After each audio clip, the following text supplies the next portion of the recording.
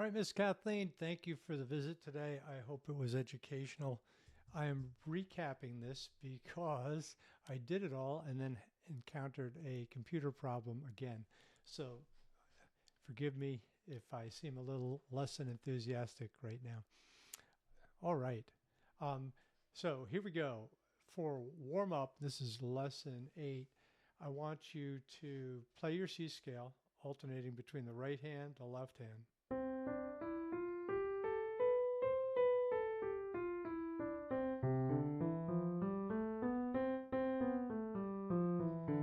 Then together.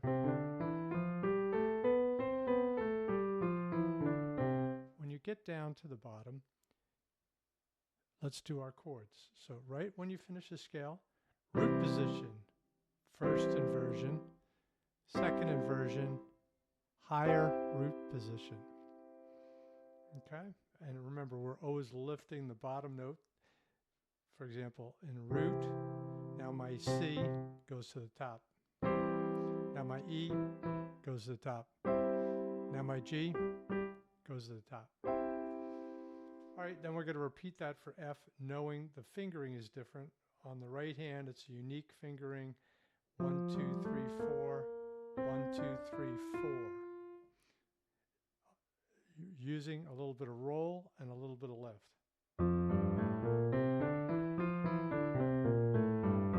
Now I'm going to hit. You can do this nice and slow, but I'm just showing you. That was all FAC, FAC, ACF, CFA, FAC. Now you're only starting to work on G. We remember that G is on the circle of fifths. It's going up. It's going clockwise on the circle of fifths. C has no sharps or flats. The fifth note is G. G will have one sharp.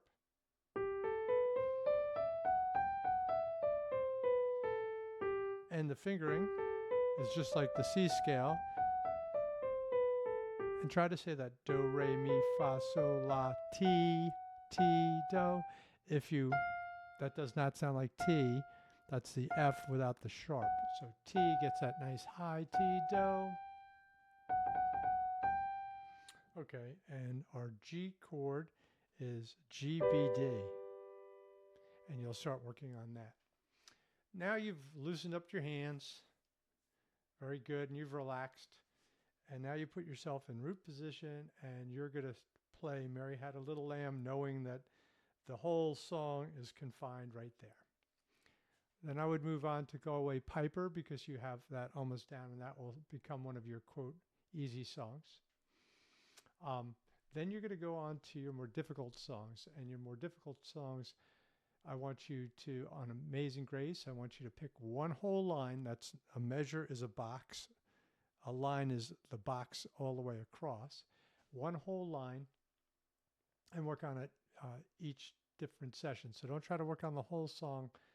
Pick random lines and work on them. And then if you feel inclined, then try to play the song. On Morning Has Broken, we've come up with another idea, which I think is good for now. I want you, because those are new chords to you, even though some of them make, pretty easy. Like, for example, when you go to D minor, you're at C. D minor is just shifting everything up one. E minor, which comes later in the song, is there. And of course your F and your G. So the only unusual one is going to be a D major, a regular D, which has an F sharp in it, which you'll find marked on your song. So play the left hand, get the chords down, and instead of worrying about playing the right hand on time, just sing along the melody, because that's what the right hand would be doing anyhow. And that'll help you get your left down cold. And then later we'll introduce the right hand. All right, let's talk about the saints here for a minute. So when we're looking at Oh When the Saints Come Marching In, what we're really talking about is basically a duet.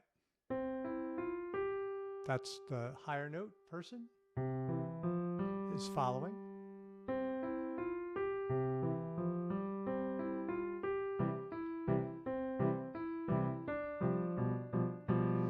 And I goofed a little bit. I wanted to tell you I added staccatos to your version to give a little punch on some of them. And of course, we're going to be working on that unique sound of G7 right here. How did we get there? This is your standard G chord, G, B, D. This would be the first inversion, B, D, G. But what we talked about was the seventh note in the scale of G, 1, 2, 3, 4, 5, 6, 7, is F. It's an F sharp, but the seventh note is F. So to get a G7, it's going to involve the F. So for this author, they chose this sound. And it could also be played like this with the D, but we don't need that for now. And that is your G7. It's a unique chord. It's not your standard triad. But that's the only one there. Other than that, I think you're going to really find O and the Saints relatively easy. Kind of closing thoughts. Now you've done your hard work during your lesson. I'd like you to do a few fun things. Ear training, we're going to do for now. C chord, right hand, go down. So I played my C chord in descending order. G, E, C, C, C. Oh, I wish I was. And now, knowing that you don't have to go anywhere but right here, ear train yourself and play the rest of Dixie, or at least the first full line of Dixie.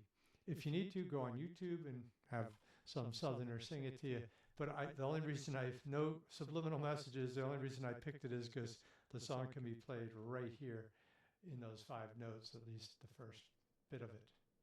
I'm not going to play it all because I know you'll slow down the video and figure it out that way.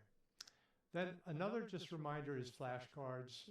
Can't tell you they're a chore, but they definitely supplement and help you read faster, and that makes it more enjoyable.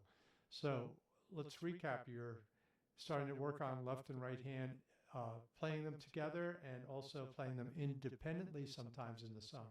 You've learned the sustain pedal and started to understand what that brings to your piano playing. You're starting to realize the use of technique and how that can help you add something. You're working on key signature, keys, multiple different chords, and inversions. So again, that's a phenomenal amount of stuff to be 8 lessons deep.